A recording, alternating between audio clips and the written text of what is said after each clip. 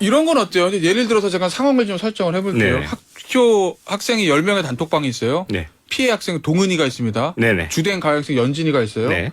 연진이가 주도해서 동훈이는 어쩌고 저쩌고 막 이렇게 뭐 욕설도 하고 네네. 소위 말하는 왕따를 시킵니다. 맞습니다. 예. 그러면 동조하는 친구들 중에서 적극적으로 동조하는 친구들도 있고 그냥 가만히 묵인하거나 네. 뭐 흐흐 크크 뭐 웃음 요 정도로 반응하는 친구들. 추임새죠, 추임새. 그렇죠, 추임새. 그렇죠. 예. 그 추임새를 넣는 학생도 SNS상에서 단톡방에서 네, 네. 학교 폭력의 가해자가 되는 겁니까? 됩니다. 예. 왜냐하면 이 부분을 학부모님들께서 아니 우리 아이는 그냥 연진이가 맞습니다. 하니까 같이 하는 것도 맞습니다. 아니고 흐흐크크만 했는데 예. 왜 저희 아이가 학폭 가해자라고 말씀하시는 분들의 케이스를 저도 상당히 많습니다. 예, 상당히 많이 들어온 적이 있어요. 학폭을 심의해 오셔도 예. 그 부분을 이해하지 못하는 건 굉장히 많은데요. 이렇게 생각하시면 돼요. 김태현의 정치쇼.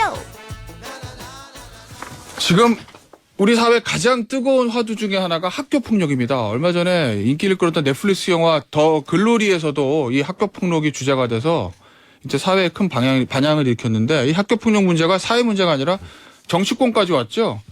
정순신 변호사 이 국가수사본부장에 예정된 다음에 바로 다음 날 임명이 철회됐습니다. 왜? 아들의 학교 폭력 거기에 따른 아버지인 정순신 변호사의 끝장 소송 이것 때문입니다.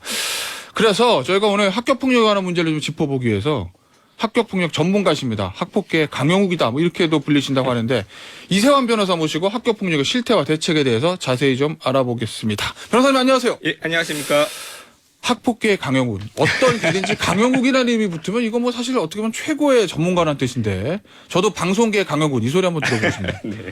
학폭계의 강영욱 이거 어떻게 이런 별명 갖게 된 그분한테 너무 죄송하고요. 네. 제 기억으로는 예전에 출연했던 방송에서 방송국 그 PD분께서 자막이었나 한번 그렇게 붙여주신 게 지금까지도 그렇게 불리는 거 아닌가 싶습니다. 그만큼 학교폭력 관련 사건들 많이 좀 하시는 거죠? 예. 가해자 쪽이든 피해자 쪽이든. 뭐. 지금 뭐 사건뿐만이 아니고요. 제가 네. 경기도 화성호산교육청에서 학폭위 전문가위원으로 심의 활동도 하고 있고 뭐 수원시 교육청 자문 변호사라든지 이런 청소년 학교폭력 전문 변호사로 네. 좀 활동하고 있다 보니까 네. 아무래도 다양한 일들을 보고 있습니다. 그러니까 사실 저도 아이 키우는 입장에서 학폭이 가해자도 돼서는 안 되고 피해자도 돼서는 안 되는 걸 맞습니다. 알겠어요. 네. 저희 아이가.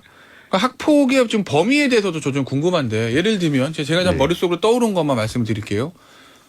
친구를 막 때린다. 당연히 학교폭력이죠. 맞습니다. 돈을 갈취한다? 학교폭력이에요. 우리가 네네. 형사적으로 범죄가 될 수 있는 거. 맞습니다. 근데 이제 문제는 요새 이제 아이들이 하도 저 SNS 대화방이 있으니까 거기서 뭐 따돌린다 그럴까요? 예를 들어 반 친구들 한 10명 있는데 그 중에서 한 명만 얘기 안 걸고 나머지 9명끼리 그냥 자기들끼리 얘기하고 이런 것들 따돌림.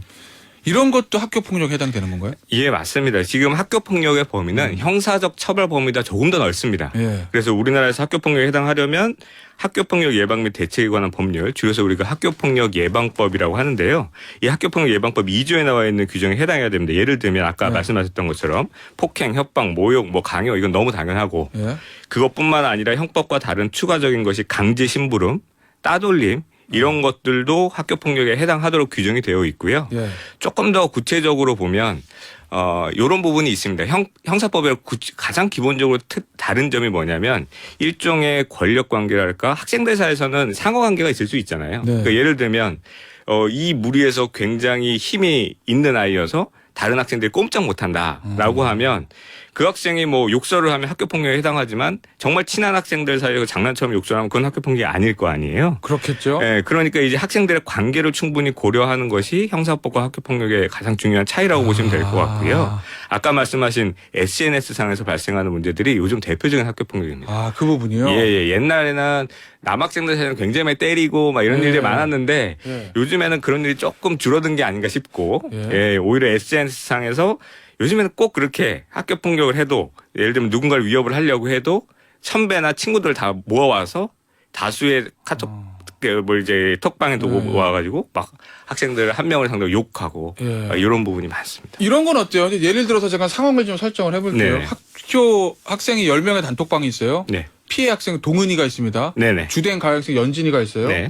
연진이가 주도해서 동훈이는 어쩌고 저쩌고 막 이렇게 뭐 욕설도 하고 네. 소위 말하는 왕따를 시킵니다. 맞습니다. 예. 그러면 동조하는 친구들 중에서 적극적으로 동조하는 친구들도 있고 그냥 가만히 묵인하거나 네. 뭐 흐흐 크크 뭐 웃음 요 정도로 반응하는 친구들. 추임새죠, 추임새. 그렇죠, 추임새. 그렇죠. 예. 그 추임새를 넣는 학생도 SNS상에서 단톡방에서 네. 학교 폭력의 가해자가 되는 겁니까? 됩니다. 아, 예. 왜냐하면 이 부분을 학부모님들께서 아니 우리 아이는 그냥 연진이가 맞습니다. 하니까 같이 한 것도 맞습니다. 아니고 흐흐크크만 했는데 예. 왜 저희 아이가 학폭 가해자여라고 말씀하시는 분들의 케이스를 저도 상당히 많습니다. 예, 상당히 예. 많이 들어온 적이 있어요. 학폭위 심의에 오셔도 네. 그 부분을 이해하지 못하는 건 굉장히 많은데요. 이렇게 생각하시면 돼요. 1대1로 대등하게 있었으면 대응할 수 있었던 것을 다수의 학생들이 있으니까 대응을 못했기 때문에 학교 폭력에 해당할 수 있습니다. 그 크크 흐흐 하나에 동훈이가 상처를 받을 수 있다. 그럼요. 그렇기 때문에 이제 아까 말씀하셨던 추임새를 넣거나 동조를 하면 당연히 가해자가 되는데요. 조금 더 주의 있게 보셔야 되는 게 최근에 이제 가장 이슈가 됐던 것이 이 외고나 이제 특목고 같은 곳에서 예. 성희롱이나 이런 문제들이 좀 있었어요. 그러니까 한 여학생을 상대로 실제 사례입니까? 예, 실제입니다. 그래서 성희롱을 하는데 당연히 주로 성희롱을 했던 분은 당연히 자기를 인정하겠죠. 자기 잘못한 거다 인정하는데 그렇겠죠. 궁금해했다. 걔 진짜야? 아 단톡방에서 예, 단톡방에서 궁금해했다. 내지는 맞아 걔 그래 막 크크크크 하면서 약간의 동조 가지고 이제 학교 폭력으로 인정된 것을 가지고 이제 요즘에도 논란이 된 것처럼 행정 소송이나 심판 강요가 굉장히 많은데요. 조금 최근에 이제 사안은 다들 아시다시피 성사는 좀 더 엄중하게 봅니다. 그래서 어떤 사례도 있었냐면 아무 말도 안 하고 있는 것도 학교 폭력 본 사안이 있습니다. 그럼 거기서 성사안에서. 너희들 왜 그래라고 그렇죠. 말리지 않고 예, 말리지만 않고 가만히 그걸 같이 즐기고만 있었다라고 해도 학교 폭력을 본 사안이 있기 때문에 예. 성사안은 조금 더 엄중하게 보고 있는 추세다 이렇게 보시면 됩니다. 성희롱에 대해서는 조금 더 엄격하게 본다. 맞습니다. 야 이거 동조 가만히 있는 것도 학교폭으로 보는 경우가 있다. 그러면은 예. 예를 들면 이렇게 좀 여쭤볼게요. 동훈이한테 연진이가 막 성희롱을 합니다. 네. 동조는 절대 하지 않아요. 네. 그럼 거기서 저는 어떻게 하고 있어야 되는 거예요? 예를 들면 너희들 말리지 마. 이렇게 아니 너희들 하지 마. 이렇게 말할 용기는 없어요. 왜? 연진이와 그의 친구가 너무 무서우니까. 가만히 있는 요 침묵을 선택하는 거. 요것도 학교폭력에 요게 해당할 수 있다고 하면 굉장히 예민한 문제긴 그럼 이거 한데요. 어떻게 반응해야 돼요? 원칙은 한마디라도 너희 그러지 마라고 했으면 그 학생은 학교 폭력이 아니라고 볼 가능성이 높습니다. 그렇겠죠. 일단 말렸으니까. 네. 그런데 이제 침묵을 했을 때는 아까 이제 말씀하셨던 것처럼 네. 정말 무서워서 그랬다라는 것이 상호관계로 입증이 되면 네. 그분은 학교 폭력이 아닐 가능성도 있습니다. 어쩔 수 없이 무서웠으니까. 네. 근데 이제 그게 아니라 항상 같이 노는 무리였다라는 증거나 이제 목격자들이 나오면 그러면 이제 공범이 될 가능성이 높습니다. 예를 들면 연진이의 같은 일파였다. 그런데 네네. 가만히 있었으면 저 가해자가 될 수 있는 거고 그럴 그게 수 아니라 있습니다. 연진이랑 상관없이 그냥 반에서 나는 공부만 하고 아무것도 안 하는 학생이었어요. 이러면 또 달라질 면제부가 수도 될 수 있다. 있습니다. 예, 이게 학생들과의 관계라든지 이런 것들을 굉장히 많이 봅니다. 알겠습니다. 예. 단톡방 나가는 것도 하나의 방법이 될 수 있나요? 그렇죠. 그것도 굉장히 중요한 방법일 수 있습니다. 단톡방 나가는 예. 건데 그러면 나가면 또 초대하고 막 이러니까 예, 강제 초대도 학교 폭력에 해당합니다. 강제 초대도 계속 강제 초대하는 경우가 있습니다. 예, 카톡 감옥 뭐 이렇게 표현하기도 하는데요. 알겠습니다. 저 청취자 여러분께서도 좀 지금 들으셨겠지만 저희가 그냥 일반적으로 생각하고 있는 학교 폭력, 여기까지는 폭력이겠지? 이거는 괜찮을 거야가 아니라는 점. 맞습니다. 굉장히 범위가 넓다는 점 먼저 말씀드리고 저는 이번에 이 정순신 변호사 그 아들 사태를 겪으면서 그 아들이 했던 발언들이 학교 폭력에 해당된다. 이거는 뭐 사실 다툼의 여지가 없는 거잖아요. 맞습니다. 뭐 지금 네. 언론에 나온 것만 보면 뭐 돼지 새끼 네. 또 뭐 이런 네. 얘기를 많이 정치적인 어쩌고, 네. 많이 했던데 네. 그거는 뭐 누가 봐도 학교 폭력에 해당할 가능성이 높습니다. 근데 제가 사실 놀랬던 거는 그거를 처리하는 정순신 변호사 그 부자의 처리 방식이었거든요. 글쎄 모르겠어요. 저는 제가 만약에 저의 아이가 그런 가해자였다고 하면 이건 누가 봐도 학교 폭력에 해당되는 거니까 빨리 사과하고 합의 보고 그래서 어떻게 보면 형량을 좀 줄이는 방법을 선택했을 텐데 실제로 이렇게 우리 아들이 뭐가 학교 폭력입니까? 하고 끝까지 법정 투쟁을 하는 경우들이 있나요? 많이? 상당히 많습니다.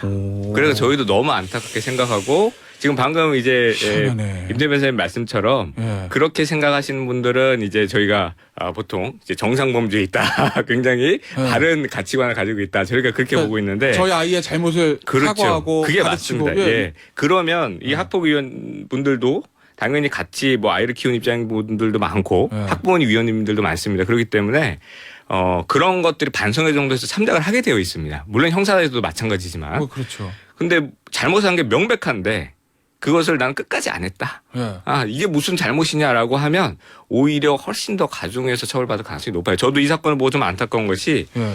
실무상 강제전학과 퇴학은요 쉽게 나오지 않습니다.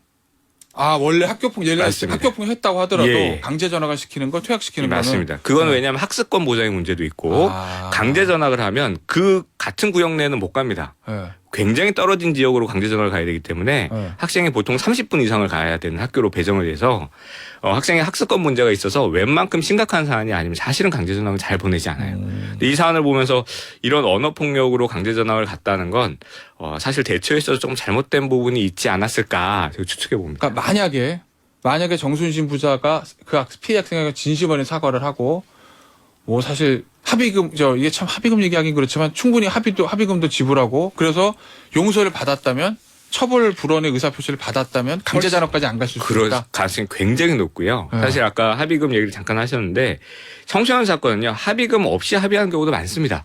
진심으로 사과를 하고 학생과의 관계가 회복되면 예. 부모님 입장에서도 굳이 예. 그럴 필요가 없는 것이기 때문에 근데 이제 대처에 있어서 조금 미흡했던 부분이 아닐까 저희가 그렇게 생각이 좀 드네요. 그러면 추측하시기에 이 정순신 부자는 당시에 왜 이렇게 법정충했다고 보시나요?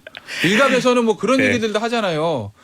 뭐 그 명문 학교라면서요, 그 학교가. 네, 그렇다고 알고 있습니다. 예. 저도 다 아는 학교인데 가장 유명한 학교죠, 대한민국에서 맞습니다. 고등학교로 치면. 그 학교에서 수시로 진학을 해야 되는데 네네. 생활기록부에 학폭 한 단어가 적혀 있으면 입시에 방해가 되기 때문에 그렇기 때문에 최대한 끌기 위해서 행정심판부터 소송까지 끌고 갔다라는 추측성 기사들. 이거 맞습니까? 그럴 수도 있어요. 근데 지금은 조금 이제 아마 달라질 수도 있는데요. 예. 학폭위에서 이제 나오는 처분 중에 1호, 2호, 3호까지는 학생생활기록부에 기재가 안 됩니다. 아예 1호, 기재가 2호, 안 3호가 뭐예요? 1호가 이제 서면 사과, 2호가 뭐 접촉 보호 협박 금지, 3호가 교내 봉사 활동인데요. 그거는 경한 처분이니까. 그렇죠. 예. 가벼운 건 기재가 안 되는데 만약에 사과를 하고 그랬으면 1, 2, 3호가 나왔을지도 모르겠습니다. 제가 사안은 모르지만. 예. 근데 대처가 조금 미흡했던 것 같고 근데 이제 이 사안이 언제 있었느냐에 따라서 그 규정이 적용이 안 됐을 수도 있기 때문에 그분들이 왜 그런 판단을 했는지는 저희가 정확히는 모르겠습니다. 알겠습니다.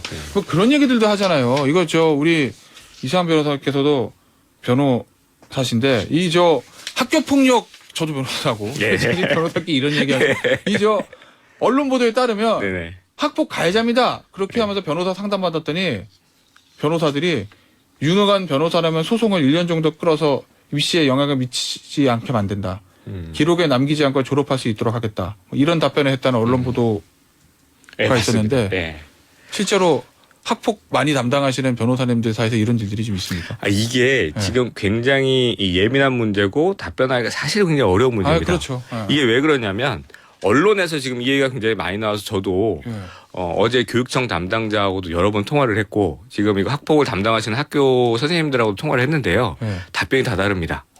그게 왜 그러냐면 제가 일단 간단하게 먼저 설명드리고 법적인 거 간단하게 좀 말씀드릴게요. 이게 학폭이 원래 위원들이 조치 결정을 하면 어떻게 되냐면 교육장이 학폭위에 대한 처분을 하게 되어 있는데요. 규정에는 학생생활기록부에 바로 기재를 하게 되어 있습니다.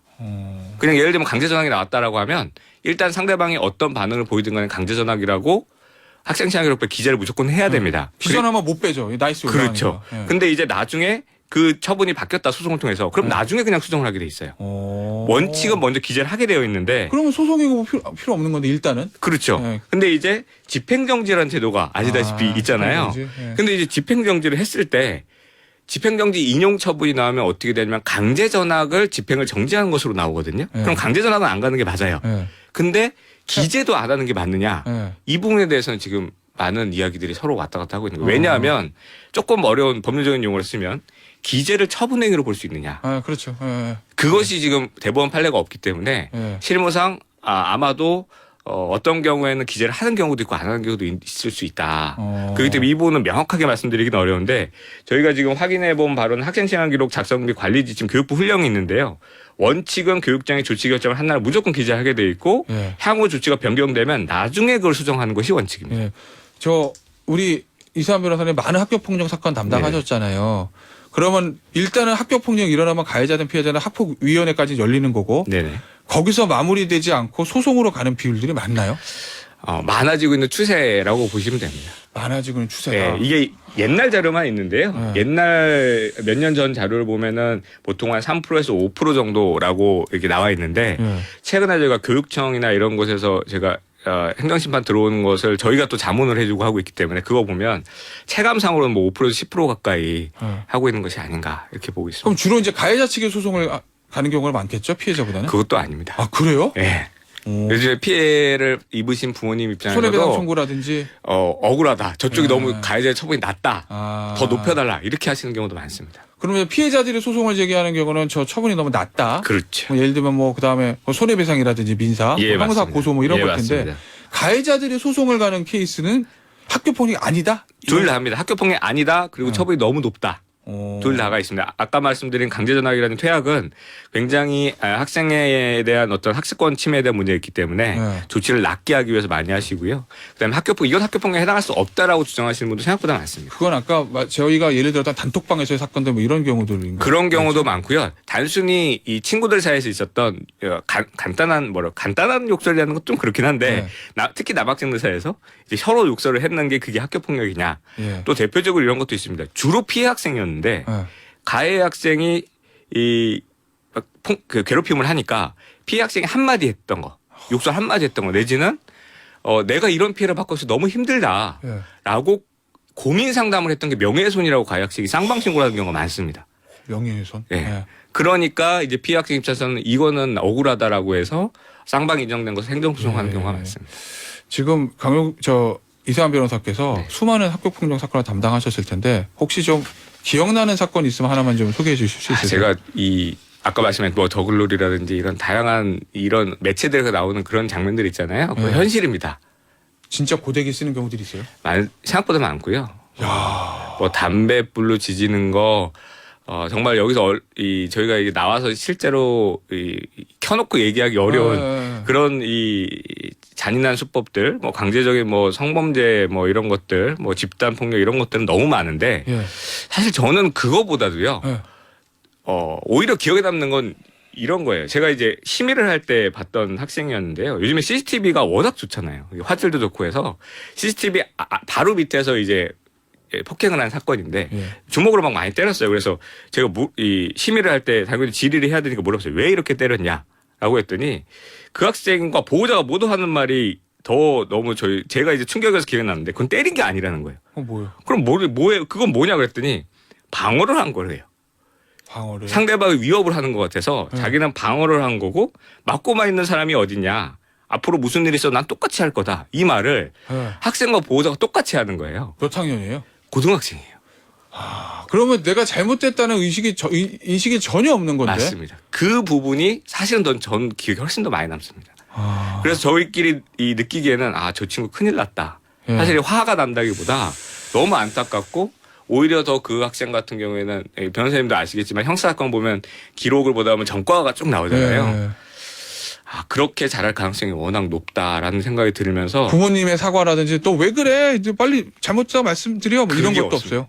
그게 없기 때문에 요즘에 학폭이라든가 이런 부분들 굉장히 어려움이 많은 게 바로 그 부분입니다. 부모님이 아이를 객관적으로 보지 못하는 경우가 정말 많습니다. 우리 아이는 그런 애가 아니고 맞습니다. 우리 아이가 그렇게 했을 때는 이유가 있을 거고 맞습니다. 속된 말로 피해 학생이 제가 빌미를 줬고 맞습니다. 저러니까 그랬지 이런 네네. 것들 맞습니다. 피해자한테 책임을 네. 전가하는 네. 부분들 그 학생 결과 어떻게 됐습니까? 처분이? 저희 입장에서는 사실 그렇다고 해도 어느 정도 이제 다른 것과 형평성을 맞춰야 되기 때문에 행위 자체는 정해져 있는 예, 거니까. 맞습니다. 그래서 예. 그 정도 처분이 나왔는데 그런 부분 보면서 너무 안타깝고 기억에 많이 남습니다. 자, 한 30초 남았는데요. 아이고. 요거만은 짚어볼게요. 네네. 이 정순신 변호사 아들이 정시로 대학을 가가지고 네네네. 이 학교 폭력 이 소위 말하는 전과와 무관하게 입시를 했다 뭐 이런 얘기들도 있던데 네네.